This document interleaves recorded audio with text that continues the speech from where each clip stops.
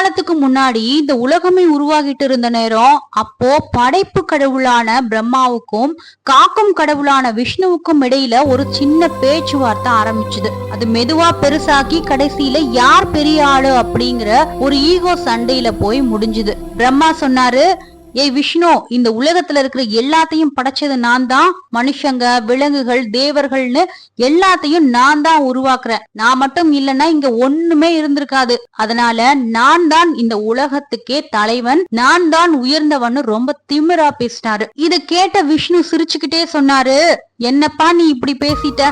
உன்னை படைச்சதே நான் தானே. என் தொப்புள் கொடி தாமரையில இருந்து தானே நீயே வந்த. அது மட்டும் இல்ல, நீ எதை வேணாலும் படைச்சுக்கோ, ஆனா அதையெல்லாம் ஒழுங்கா காப்பாத்துறது நான் தானே. நான் மட்டும் அவங்கள காப்பாத்தலன்னா நீ படைச்சது எல்லாம் என்ன ஆகும்? அதனால நான் தான் உன்னை விட பெரியவன்னு பதிலுக்கு பேசினாரு. இது வெறும் வார்த்தையா மட்டும் நிக்கல, 2 பேருக்கும் கோபம் தலைக்கேறிச்சு. வா பாத்துக்குவோம்னு 2 பேரும் ஆயுதங்களை எடுத்தாங்க. தேவர்கள் எல்லாம் பதறி போயிட்டாங்க. ஏன்னா உலகத்தோட 2 முக்கியமான சக்திகள் அடிச்சுக்கிட்டா உலகம் என்ன ஆகுறது? பிரம்மா தன்னோட பாசுபத அஸ்திரத்தை எடுக்கிறாரு, விஷ்ணு தன்னோட சக்கராயுதத்தை எடுக்கிறாரு. 2 பேரும் பயங்கரமா மோதிக்கிறாங்க. இந்த சண்டையில வர்ற வெப்பம் தாங்காம அண்ட சராசரமே நடுங்குது.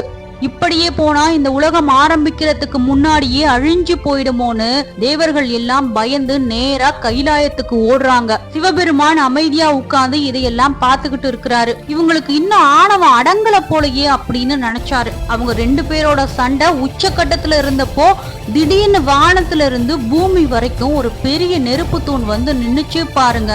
2 பேரோட கையும் அப்படியே நின்னுடுச்சு. அது சாதாரண நெருப்பு இல்ல, கோடி சூரியன் ஒன்னா இருந்தா எப்படி ஒரு பிரகாசம் இருக்குமோ அப்படி ஒரு ஒளி. பிரம்மா அண்ணாந்து பாக்குறாரு, அதுக்கு முடிவே தெரியல.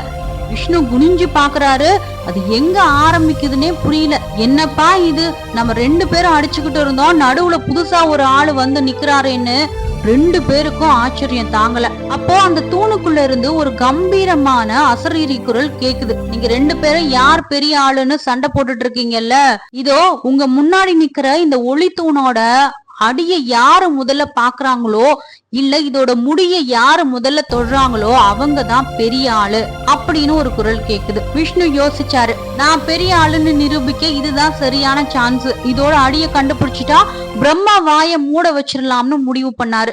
அவர் என்ன பண்ணாரு தெரியுமா? ஒரு பிரம்மாண்டமான வராக அவதாரம் எடுத்தாரு. பன்றி அவதாரம்னா பூமிக்கு அடியில எவ்வளவு தூரம் தோண்டிக்கிட்டு போறதுக்கும் வசதியா இருக்கும். அதனால வராக அவதாரம் எடுக்கிறாரு. கடகடன்னு பூமியை தோண்டிக்கிட்டு பாதாள லோகத்தை தாண்டி போய்கிட்டே இருக்கிறாரு. 1 வருஷம் ஆச்சு, 100 வருஷம் ஆச்சு, ஏன் யுகங்களே கடந்து போச்சு. ஆனா அந்த தூணோட அடிய மட்டும் அவரால பார்க்கவே முடியல. இன்னொரு பக்கம் பிரம்மா பார்த்தாரு, விஷ்ணு கீழே போயிட்டான். நம்ம மேல போய் முடிய தொற்றுவோம்னு நினைச்சு ஒரு வெள்ளை அன்னப்பறவையா மாறுறாரு. விருன்னு மேகங்களை தாண்டி சொர்க்கலோகம், பிரம்மலோகம்னு எல்லாத்தையும் தாண்டி மேல மேல பறந்துகிட்டே இருக்கிறாரு. ஆனா அந்த தூண் வளர்ந்துகிட்டே போகுதே தவிர அதோட உச்சி மட்டும் கண்ணுக்கே தெரியல. காலம் ஓடுது, விஷ்ணு கீழே தோண்டிக்கிட்டே போறாரு. ஆனா கீழே போக போக தூண் இன்னும் ஆழமா போய்கிட்டே இருக்கு. பிரம்மா மேல பறந்துகிட்டே இருக்கிறாரு. ஆனா மேல போக போக தூண் வானத்தை விட உயரமா போய்கிட்டே இருக்கு. இப்பதான் 2 பேருக்கும் ஒரு விஷயம் புரிய ஆரம்பிச்சுது. இது ஏதோ ஒரு சாதாரண தூண் இல்ல, இதுக்கு ஆரம்பமும் இல்ல, முடிவும் இல்ல அப்படிங்கிற உண்மை மெதுவா அவங்க மண்டையில ஏற ஆரம்பிச்சது. 1000 வருஷம் ஆகியும் விஷ்ணுவால அடிய கண்டுபிடிக்க முடியல. சரி, நம்ம தோத்துட்டோம்னு ஒத்துப்போம்னு நினைச்சு விஷ்ணு மெதுவா மேல வர ஆரம்பிச்சாரு. ஆனா பிரம்மா அவர் அவ்வளவு சீக்கிரமா விடுறதா இல்ல. ஜெயிக்க முடியலனாலும் ஏதாவது ஒரு தில்லு முள்ளு பண்ணியாச்சும் ஜெயிச்ச மாதிரி காட்டணும் அப்படின்னு அவரோட புத்தி யோசிக்க ஆரம்பிச்சுது. அவருக்கு ஈகோ ரொம்ப ஜாஸ்தி. நான் தோத்துட்டேன்னு விஷ்ணு முன்னாடி போய் நின்னா என் மானமே போயிடுமேன்னு மேல பறந்துகிட்டே யோசிக்கிறாரு.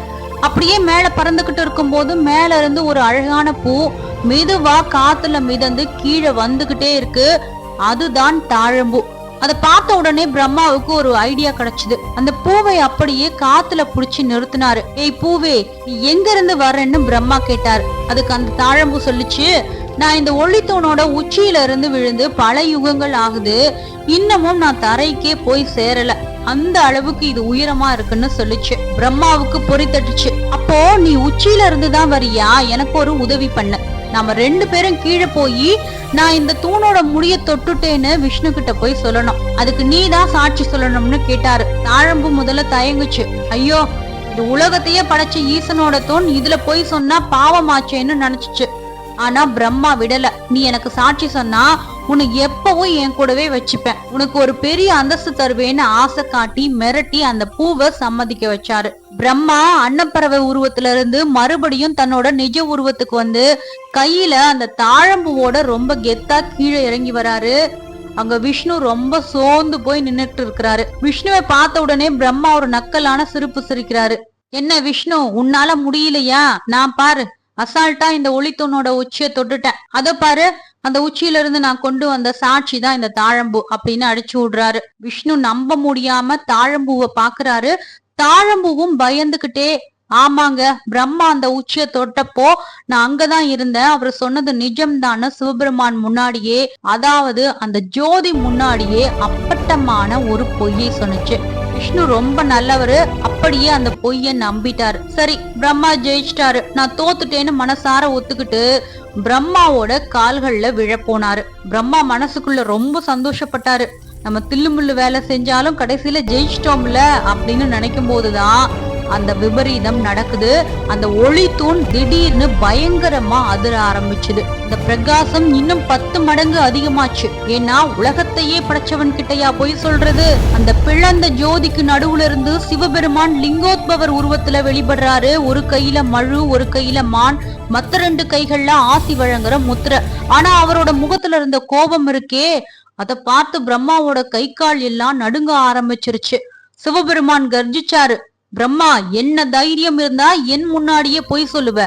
முடிய தேடி போன நீ அதை கண்டுபிடிக்க முடியாம ஒரு பூவை சாட்சிக்கு வச்சு என்னையே ஏமாத்த பாக்குறியான்னு கேட்டாரு. பிரம்மாவுக்கு வாயே வரல, அப்படியே சிலையா நின்னுட்டாரு. அடுத்து ஈசனோட பார்வை அந்த தாழம்பூ மேல திரும்பிச்சு. ஏய் மலரே, தெரியாத ஒரு விஷயத்துக்கு எதுக்காக நீ பொய் சாட்சி சொன்ன? பிரம்மா சொன்னான்னு பயந்துகிட்டோ இல்ல ஆசைப்பட்டோ நீ உண்மைய மறைச்சிட்ட.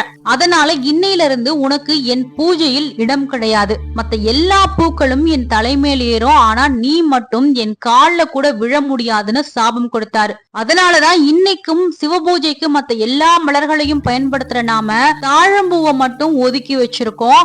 சிவராத்திரி அன்னைக்கு மட்டும் ஒரு விதிவிலக்கு இருக்குன்னு சொல்லுவாங்க. அப்புறம் பிரம்மாவை பார்த்து சொன்னாரு, படைப்பு கடவுளா இருந்தும் உனக்கு இவ்வளவு அகந்தையும் பொய்யும் வந்துடுச்சுல்ல. உலகத்துல எல்லாரும் என்ன வணங்குவாங்க, விஷ்ணுவை வணங்குவாங்க. ஆனா உனக்குன்னு பூமியில எங்கேயும் தனியா ஒரு கோவிலே இருக்காது, உனக்குன்னு யாரும் விழா எடுக்க மாட்டாங்கன்னு சாபம் கொடுக்கிறாரு. அதனாலதான் உலகத்துல பிரம்மாவுக்குன்னு தனித்தனி கோவில்கள் அப்படின்றது ரொம்ப குறைவு. அதே நேரத்துல தோத்துட்டோம்னு உண்மையை ஒத்துக்கிட்டு அமைதியா நின்ன விஷ்ணுவை பார்த்து ஈசன் மென்மையா சிரிச்சாரு. விஷ்ணு, நீ அடிய கண்டுபிடிக்க முடியலனாலும் என்னால முடியலன்னு உண்மையை ஒத்துக்கிட்ட பாரு, அங்கதான் நீ உயர்ந்து நிக்கிற. அதனால நீ எனக்கு சமமானவனா எப்பவும் இருப்பன்னு அவருக்கு ஆசி கொடுத்தாரு. இந்த சம்பவம் நடந்த அந்த இடம்தான் இன்னைக்கு நாம பார்க்கிற திருவண்ணாமலை.